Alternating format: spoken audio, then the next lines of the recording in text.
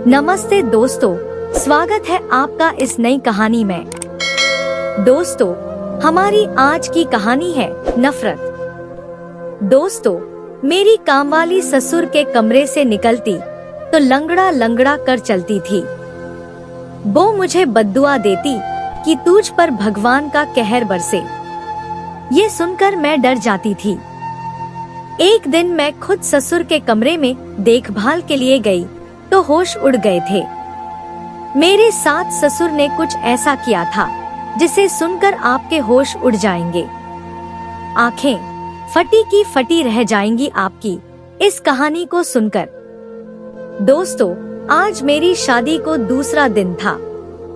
मैं देख रही थी कि आज सुबह से कामवाली नहीं आई थी। पहले 2 दिन तो कामवाली आती रही थी, लेकिन आज न जाने वह कहां गायब हो गई थी। फिर मैंने जब अपने पति से पूछा तो वह बहुत ज्यादा घबरा गया था। मैंने कहा कि आज कामवाली नहीं आई है तो आपके पापा कमरे में ही खाना देकर आती हूँ। वो कहने लगा कि नहीं, तुम्हें जाने की जरूरत नहीं है, मैं खुद ही लेकर जाता हूँ। दोस्तों, उसने यह कहकर मेरे हाथ से ट्रे पकड़ी और वहाँ से चले गए। मुझे लगा कि शायद उन्होंने इस वजह से कहा है कि मैं 2 दिन की दुल्हन हूँ, काम करती अच्छी नहीं लगती। मैं यहाँ जानती भी किसी को नहीं थी, इर्द गिर्द सब लोग अनजान थे। घर में सिर्फ मैं, मेरा पति और मेरे ससुर जी थे। लेकिन मैं देख रही थी कि मेरे पति अपने बाप का ज्यादा जिक्र नहीं करता था।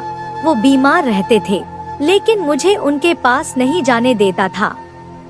मैं सिर्फ 1-2 बार ही अपने ससुर से मिली थी, वो भी सिर्फ उस वक्त जब वो सो रहे थे।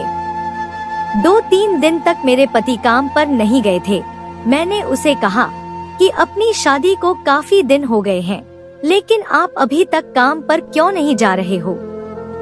मेरे पति का जवाब सुनकर मुझे थोड़ी हैरानी भी हुई, क्योंकि वो मुझे अकेले घर में छोड़कर नहीं जाना चाहते थे। उन्होंने कहा कि वह जब तक किसी नौकरानी का बंदोबस्त नहीं करेंगे तब तक वो काम पर नहीं जाएंगे, क्योंकि मैं अकेली घर में नहीं रह सकती और उनके पापा की देखभाल भी नहीं कर सकती। दोस्तों, मैं भी खामोश हो गई थी। 2-3 औरतें पहले तो काम के लिए हाँ कह जाती थी, लेकिन 2 दिन बाद ही आकर ये कह देती थी कि हम ऐसे घर में काम नहीं कर सकती जहाँ औरत की कोई इज्जत ही नहीं हो। उनकी बातें सुनकर मैं हैरान हो जाती थी। वो ऐसा क्यों कहती है?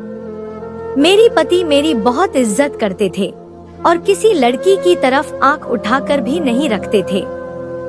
एक बात मैंने नोट की थी कि वह बहुत ज्यादा इज्जत करने वाले और मोहब्बत करने वाले इंसान थे।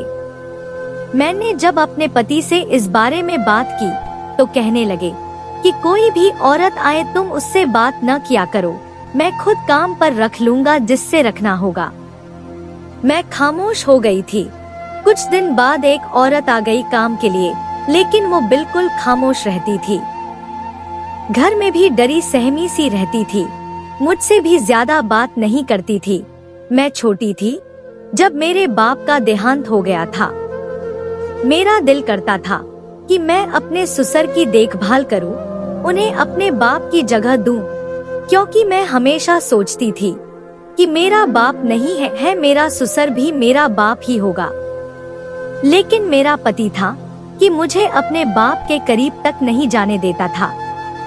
मुझे सख्ती से मना करता था कि बहुत बुरा होगा अगर किसी दिन मैंने तुम्हें अपने बाप के कमरे के आसपास भी देख लिया तो। न जाने वह मुझ पर इतनी सख्ती क्यों करते थे। एक दिन मैं किचन में खड़ी खाना बना रही थी, वहीं पास नौकरानी खड़ी हुई थी। बातों ही बातों में उसको मैंने बताया कि न जाने मेरे पति को क्या मसाला है, मुझे अपने बाप के पास तक नहीं जाने देता। जब भी मेरा दिल करता है कि मैं अपने ससुर की सेवा करूं, तो वो गुस्सा कर जाते हैं।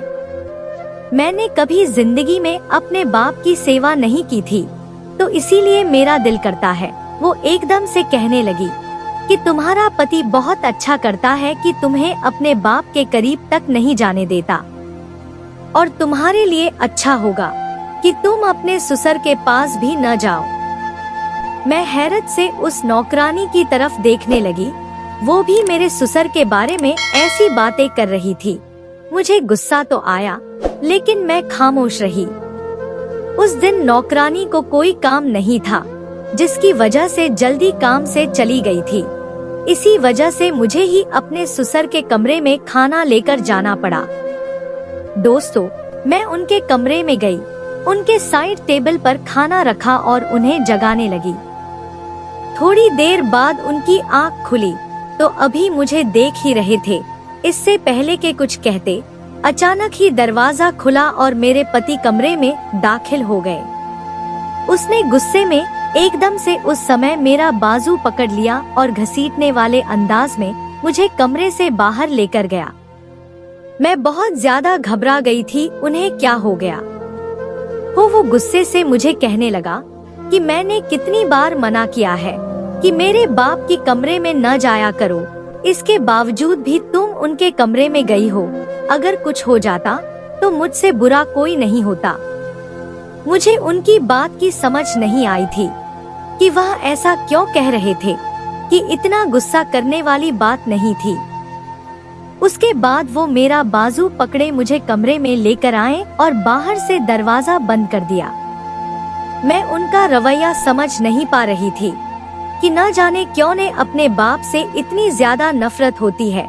वो तो मुझे बहुत अच्छे इंसान लगते थे, लेकिन धीरे मुझे समझ आने लगी थी कि दाल में कुछ तो काला है, जिसकी वजह से वो अपने बाप से इतना ज्यादा मुझे दूर रखते थे। एक दिन मेरी तबीयत बहुत खराब थी, जिसकी वजह से मुझे उठा भी नहीं जा रहा था। दोपहर के वक्त मेरी आंख खुली। जब मैं कमरे से बाहर निकली तो मैंने देखा कि मेरे ससुर के कमरे से नौकरानी निकल रही थी, मगर वो बहुत मुश्किल से चलती हुई आ रही थी। न जाने उसे क्या हुआ था, उसके चेहरे पर पसीना आया हुआ था और बाल भी बिखरे हुए थे। दोस्तों, उसे देखकर मैं परेशान हो गई। जाकर उससे पूछा कि क्या हुआ है। पहले तो वह घबरा गई थी, फिर यहाँ वहाँ देखने लगी, फिर कहने लगी कुछ नहीं हुआ, वो बस मैं फिसलकर सफाई करते हुए गिर गई थी। लेकिन दोस्तों, मुझे उसकी हालत बहुत अजीब लग रही थी। मैंने उसे कहा कि अच्छा ठीक है, तो छुट्टी कर जाओ, बाकी काम मैं देख लूंगी। लेकिन उसने नहीं में सर हिलाते हुए कहने लगी कि साहब ने मुझे मना किया है कि जब तक मैं घर न आ जाऊं तब तक तुम घर से कहीं नहीं जाओगी। फिर मैंने कहा कि चलो कोई बात नहीं, जो बाकी ससुर जी के कमरे की सफाई रहती है वो मैं कर देती हूँ। यह कहकर मैं उस कमरे की तरफ जाने लगी। उसने एकदम से घबराते हुए मेरे बाजू पकड़ लिया। वो मुझे अंदर नहीं जाने दे रही थी। मैंने कहा क्या हो गया है, मुझे अंदर जाने दो। तो वो कहने लगी कि नहीं, आप अंदर नहीं जा सकती हो। उसने मुझे अंदर भी न जाने दिया। वो मुझे किचन में लेकर आ गई और कहने लगी कि आप नाश्ता करो। मैं उसकी हालत देख रही थी। खुद वो बहुत ज्यादा घबराई हुई लग रही थी। उससे तो ठीक तरह से चला भी नहीं जा रहा था। मैंने उसकी कलाई पर देखा, जहाँ पर अजीब तरह के निशान पड़े हुए थे। मैंने अब की बार उससे पूछा नहीं था, लेकिन रात को जब मेरा पति आया तो मैंने उसे सारी बातें बता दी। उसके बाद वो कहने लगा कि अपने पति से झगड़ा करके आई होगी, तुम्हें उससे क्या है, अपने काम से काम रखा करो, ज्यादा नौकरानियों से सवाल जवाब ना किया करो। वैसे तो मेरा पति मुझसे बहुत ज्यादा मोहब्बत करता था, लेकिन जब भी मैं ऐसी कोई बात पूछनी थी तो सारी मोहब्बत भूल जाता और मुझ पर गुस्सा करने लग जाता था। मेरे पति ने मुझे सोने के लिए कहा और खुद भी सोने के लिए लेट गया, लेकिन मुझे बिल्कुल भी नींद नहीं आ रही थी। रात के न जाने किस पहर मेरी आंख खुली तो मैं कमरे से बाहर निकली। अचानक ही मुझे अपने ससुर के कमरे से चिल्लाने की आवाज आई थी। ऐसा लग रहा था कि जैसे किसी को डांट रहे हो। मैं बहुत ज्यादा परेशान हो गई थी। रात के इस पहर तो हमारे घर में कोई नहीं होता था, फिर वो किससे झगड़ रहे थे, किसको डांट रहे थे। फिर मैं जल्दी से अपने पति के पास आई और उन्हें जगाया। वो मुझे गुस्से में कहने लगे कि क्या हो गया है, इतनी रात को क्यों चिल्ला रही हो। मैंने जब उन्हें बताया कि न जाने ससुर को क्या हुआ है, वह किसी के साथ झगड़ रहे हैं, जाकर देखें कि कमरे में कौन है। मेरे पति एकदम से घबरा गया और कहने लगा कि तुम आराम से सो जाओ, कोई भी नहीं है, तुम्हें कोई बहम हुआ होगा। वो कमरे से बाहर नहीं जा रहे थे, बार बार मुझे कह रहे थे कि सो जाओ, मुझे तो कोई आवाज नहीं आ रही। मैं बहुत ज्यादा परेशान हो चुकी थी। फिर मैंने गुस्से में कहा कि आपको अपने बाप की कोई फिक्र नहीं है, मैं ही जाकर देखती हूँ। उसने इतनी जोर से मेरा बाजू पकड़ा कि मेरे बाजू में दर्द होने लगा और मुझे कहने लगा कि यही सुकून से सो जाओ, कोई भी नहीं है। दोस्तों, उसके बाद उन्होंने जाकर कमरे का लॉक लगा दिया और गुस्से में कहने लगे कि अब कमरे से बाहर ना निकलना। फिर मैं खामोशी से वापस आकर सोने के लिए लेट गई, लेकिन बार बार मुझे अपने ससुर का ख्याल आ रहा था। रात भर मुझे बिल्कुल भी नींद नहीं आई थी। अगले दिन मैं अपने पति के उठने से पहले ही उठ चुकी थी। किचन में खड़ी नाश्ता बना रही थी, लेकिन अभी तक नौकरानी नहीं आई थी। मैं बहुत ज्यादा परेशान हो चुकी थी। नाश्ते का भी टाइम हो गया था और नौकरानी भी नहीं आई थी। उन्हें मेडिसिन भी देनी होती थी। फिर मेरा पति उठ के आया। जब मैंने उन्हें कहा तो वो कहने लगे कि कोई जरूरत नहीं है मेडिसिन देने की, जब नौकरानी आएगी कि तो खुद ही दे देगी। मैंने कहा कि क्या हो जाएगा, आप मुझे भी कमरे में नहीं जाने देते और खुद भी उन्हें मेडिसिन नहीं दे रहे हो। यह कितनी गलत बात है। मैं उन्हें समझाने की कोशिश कर रही थी, लेकिन वो मुझे उस समय घूरे जा रहे थे। फिर कहने लगे कि तुम्हें उनकी वजह से परेशान होने की जरूरत नहीं है, वो मेरा बाप है, मुझे नहीं टेंशन तो तुम्हें टेंशन लेने की क्या जरूरत है। यह कहकर वह ऑफिस के लिए निकल गए। मैंने 2-3 बार तो सोचा कि जाकर ससुर को से सो मेडिसिन और खाना दे दूं, लेकिन फिर मैं खामोश रही। आज काफी देर से नौकरानी आई थी। उसकी तबीयत बहुत खराब लग रही थी। मैंने उससे कहा कि अगर तबीयत ठीक नहीं थी तो छुट्टी कर लेती। फिर वो कहने लगी कि नहीं, मैं नहीं चाहती कि जो कुछ मेरे साथ होता है वो आपके साथ हो। आपका ससुर आपके साथ कुछ गलत करे या आपको उनकी कमरे में जाकर उनकी सेवा करनी पड़े। मैं हैरत उसकी तरफ देख रही थी। मैंने उसे वजह पूछी, क्या कहना चाह रही हो, क्या हुआ है तुम्हारे साथ? लेकिन वो कुछ भी बताने को तैयार नहीं थी। बस कहने लगी कि आप इस बात को छोड़े और इस घर में अपनी हिफाजत किया करो। आप सोच भी नहीं सकती कि आप कैसे घर में रहती हैं। मैं तो बहुत मजबूरी में अपने बच्चों के खातिर यहाँ काम करती हूँ, वरना यहाँ तो कोई भी औरत काम न करे।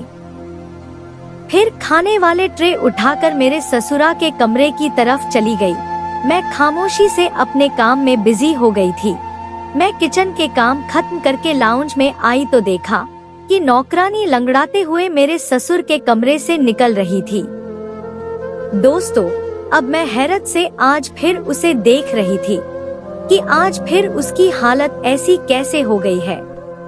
मैं परेशानी के हाल में नौकरानी को देख रही थी कि अचानक ही वो गिरते गिरते बची। मैंने जाकर उसे संभाला और कहा कि क्या हो गया है तुम्हें? मैं उसकी आंखों में तैरती नमी देख रही थी। ऐसा लग रहा था कि जैसे बहुत मुश्किल से अपने आंसू कंट्रोल कर रही हो। थोड़ी देर बाद घबराई हुई कहने लगी, मुझे घर जाना है, बेटी की तबीयत बहुत ज्यादा खराब हो गई है। वो ये कहकर चली गई। मैं जानती थी कि कोई ना कोई मसल जरूर था, कुछ तो ऐसा हुआ था जिसकी वजह से वो ऐसे चली गई थी। मैं भी अपने कमरे में आ गई तो अचानक थोड़ी देर बाद मुझे बाहर से अजीब किस्म की आवाजें आने लगी थी। मैं जब कमरे से बाहर निकली रही थी तब लाउंज के पास आग जल रही थी, जैसे कोई चीज चल रही हो। मैं जल्दी से बाहर गई। वहाँ पर ऐसा लग रहा था जैसे कुछ तस्वीरें और फ्रेम पड़े हैं। जिन्हें किसी ने आग लगाई हो। फिर मैंने जल्दी से उनके ऊपर पानी डाला। मैं बहुत ज्यादा घबरा गई थी। मैं तस्वीर को देखने लगी। वो किसी औरत की तस्वीर लग रही थी। मैंने जल्दी से अपने पति को कॉल की। वो थोड़ी देर बाद आ गया। आते ही मुझे देखने लगा और जल्दी से पूछने लगा कि तुम ठीक हो? तो मैंने हाँ में सर हिलाया और उसे बताया कि न जाने किसने आग लगा दी थी तस्वीर को और यहाँ पर पड़ी हुई थी। वो मुझसे नौकरानी के बारे में पूछने लगा। मैंने बताया कि वह चली गई है। फिर वो गुस्से में कहने लगा कि वो इतनी जल्दी क्यों चली गई है। मैंने उसे कहा भी था कि जब तक मैं वापस ना आ जाऊं तब तक तुम कहीं नहीं जाना। दोस्तों, मैं देख रही थी कि मेरा पति बहुत घबराया हुआ लग रहा था। मुझसे पूछ रहा था कि तुम ठीक हो? मैं हाँ में सर हिला रही थी। मैंने उसे कहा कि मेरी वजह से परेशान होने की जरूरत नहीं है, मैं बिल्कुल ठीक हूँ। तुम मेरी वजह से आप इतना ज्यादा क्यों परेशान हो जाते हैं? वह कहने लगा कि देविका, कुछ लोग भरोसे के काबिल नहीं होते हैं, जिन्हें हम न दूर कर सकते हैं न पास रख सकते हैं। इसी वजह से मुझे हर वक्त तुम्हारी फिक्र रहती है। काश कि मैं तुम्हें यहाँ से दूर ले जा सकूं। वो बहुत ज्यादा बेबसी से बोल रहा था। उस दिन के बाद तो ये रोज का बन चुका था। कभी कुछ जला पड़ा होता तो कभी कुछ। हमारी नौकरानी की भी यही हालत थी। जब भी वह ससुर के कमरे से निकलती तो बहुत ज्यादा लंगड़ा लंगड़ा कर चल रही होती थी। दोस्तों, एक दिन तो हद ही हो गई थी। वो कहने लगी कि भगवान करे तेरा ससुर मर जाए, मेरी जान को जान आ जाए। मैं बहुत ज्यादा हैरान रह गई थी। शायद वह मेरी ससुर की सेवा करके थक चुकी थी, इसी वजह से ऐसा बोल रही थी। क्योंकि मेरे ससुर की वजह से मेरा पति उसे घर से नहीं जाने देता था जब तक वह खुद का नहीं आ जाता था। और वह मजबूर औरत अपने बच्चों की वजह से यहाँ काम कर रही थी। क्योंकि मेरा पति दूसरी से बहुत अच्छी तनख्वाह भी देता था और ज्यादा घर में काम भी नहीं करना होता था। बस उसका ज्यादा काम यही होता था कि वो ससुर के कमरे में होती थी और उनकी देखभाल करती थी। आज वो मुझे पहले ही बताकर चली गई थी कि वो कल नहीं आएगी, इसी वजह से अपना बंदोबस्त कर लूं। मैंने भी अपने पति को यह बात न बताई। मैंने सोच लिया था कि कल का सारा दिन मैं खुद अपने ससुर की देखभाल करूंगी। अगले दिन मैंने अपने पति से झूठ बोला और कहा कि नौकरानी ने कहा था कि वो आज थोड़ी देर से आएगी, इसी वजह से आपको परेशान होने की जरूरत नहीं है, वह आ जाएगी और खाना दे देगी। मेरा पति रिलैक्स होकर चला गया। मैंने खाना डाला और अपने ससुर के कमरे की तरफ गई तो मैंने जैसे ही जाकर दरवाजा खोला तो वो जाग रहे थे, बैठे हुए थे। अचानक वो यूं मुझे अजीब सी नजर से घूरने लगे। उनके चेहरे के रंगत बदल रहे थे। मैं उनके चेहरे के बदलते रंगत को देखकर बहुत ज्यादा घबरा रही थी। उन्होंने एकदम से जाकर दरवाजा बंद कर दिया। मैं जो साइड टेबल पर खाना रख रही थी, मेरे हाथ से खाना गिर गया। मेरे हाथ पांव पूरी तरह से कांपने लग गए थे। मैं बहुत ज्यादा घबरा गई कि उन्होंने दरवाजा बंद क्यों कर दिया। फिर मैंने डरते हुए पूछा कि आपने दरवाजा क्यों बंद किया है, मुझे बाहर जाने दो। दोस्तों, आज मुझे अपने पति की बात याद आ रही थी कि कभी भूलकर भी उनके कमरे में न जाना, उनके पास मत जाना। फिर उसके बाद अचानक वो मेरी तरफ बढ़ने लगे। उनकी कदम मेरी तरफ बढ़ रहे थे। मैं पीछे होती होती अचानक से दीवार के साथ लग चुकी थी और बहुत ज्यादा बेबस हो चुकी थी।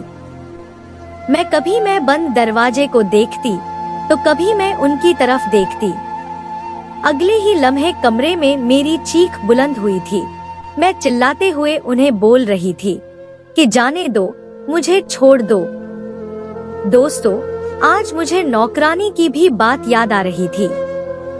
उसके बाद वो हुआ जिसके बारे में मैंने कभी सोचा भी नहीं था। मैं चीख रही थी और चिल्ला रही थी और फिर अचानक ही मैं बेहोश हो गई। जब मुझे होश आया तो मैंने खुद अपने कमरे में पाया मेरे पास मेरा पति बैठा हुआ था। उसे देखते ही मेरी आंखों से आंसू बहने लगे और फिर मैं एकदम से उसके सीने से लग गई और बुरी तरह से रोने लगी।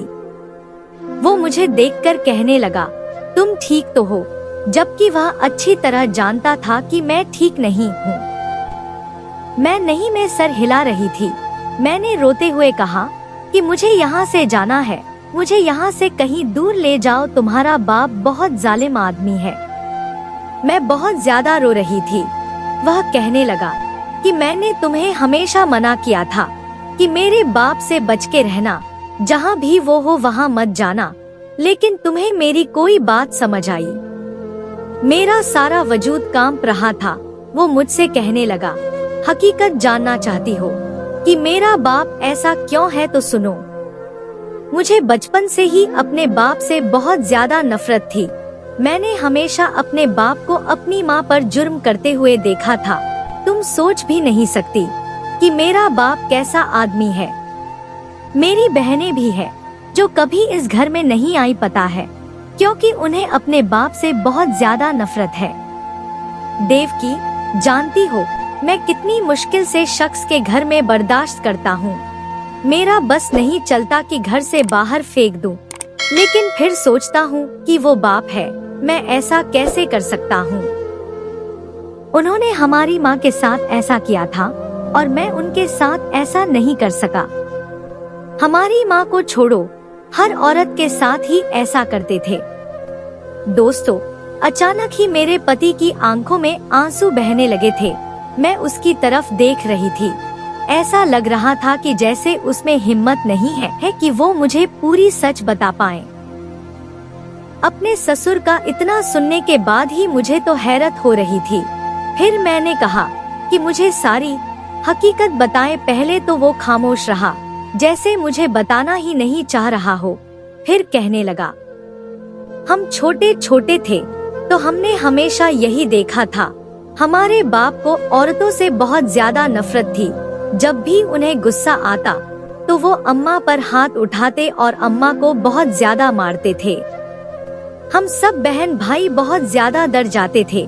पापा को रोकने की कोशिश करते थे, लेकिन पापा मुझे तो कुछ नहीं कहते थे, मगर बहनों को भी बहुत ज्यादा मारते थे, जिसकी वजह से मेरी बहनों को भी अपने बाप से बहुत नफरत हो गई थी।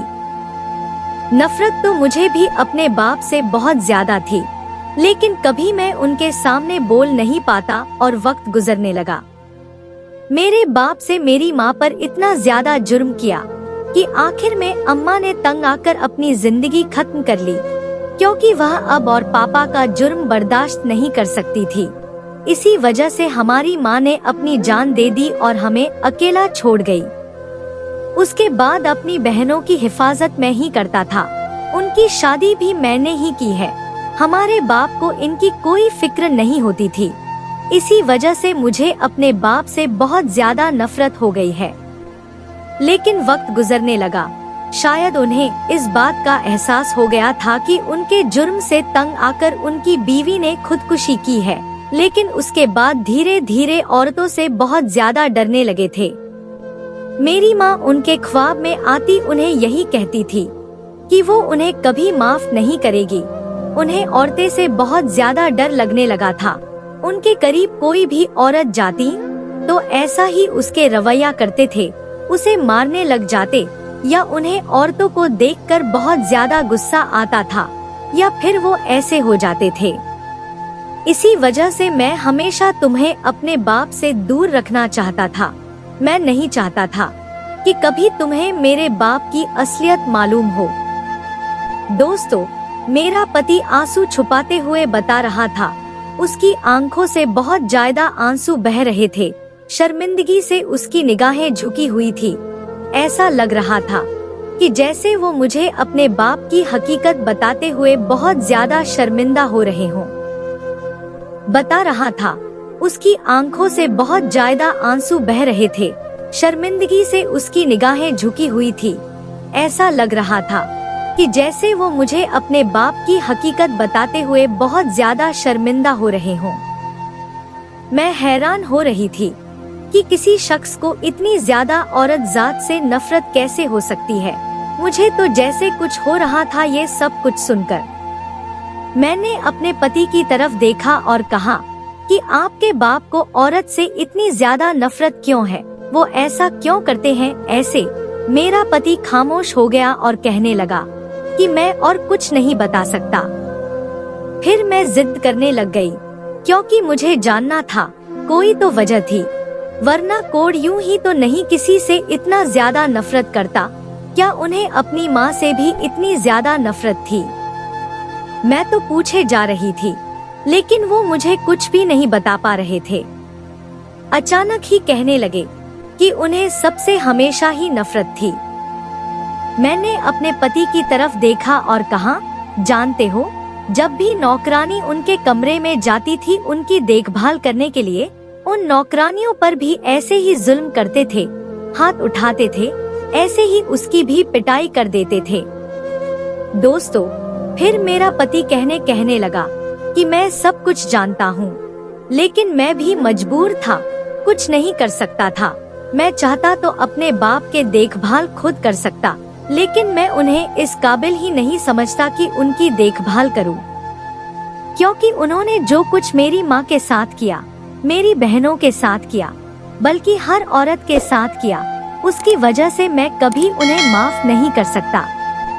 वो बहुत ज्यादा जालिम है। और तो उन्होंने मेरी बीवी पर भी हाथ उठाया, माना कि वो पागल है, इस वक्त अपने होशो हवास में नहीं है, लेकिन फिर भी मुझे बहुत ज्यादा दुख हुआ है। उन्हें तुम पर आते ही उठाना चाहिए था। मैं उनसे हमेशा इसी वजह से तुम्हें दूर रखना चाहता था। मैं अपने पति की तरफ देख रही थी, उसे मेरी कितनी ज्यादा फिक्र थी, लेकिन हैरत तो मुझे अपने ससुर पर हो रही थी। कोई इतना ज्यादा जालिम कैसे हो सकता है? एक शख्स ने अपनी बेटियों को, अपनी बीवी को, अपने बेटे को, सबको खो दिया, इसके बावजूद भी वो इतना जालिम बना हुआ है। पागल होने के बाद भी वह जुल्म करना नहीं भूला। यह बात मुझे हैरान कर रही थी। धीरे धीरे वो बिल्कुल ही पागल होते गए, उन्हें अपने आप की भी होश न रही, खुद को भी नुकसान पहुंचाने लग गए। उन्हें शायद खुद पर बहुत गुरूर था, जिसकी वजह से वो औरत को कुछ नहीं समझते थे। और जो लोग ऐसे होते हैं, आखिर में उनका अंजाम बहुत बुरा होता है। इसी तरह मेरे ससुर का भी अंजाम बहुत बुरा हुआ। उन्होंने खुद को भी सजा देना शुरू कर दी।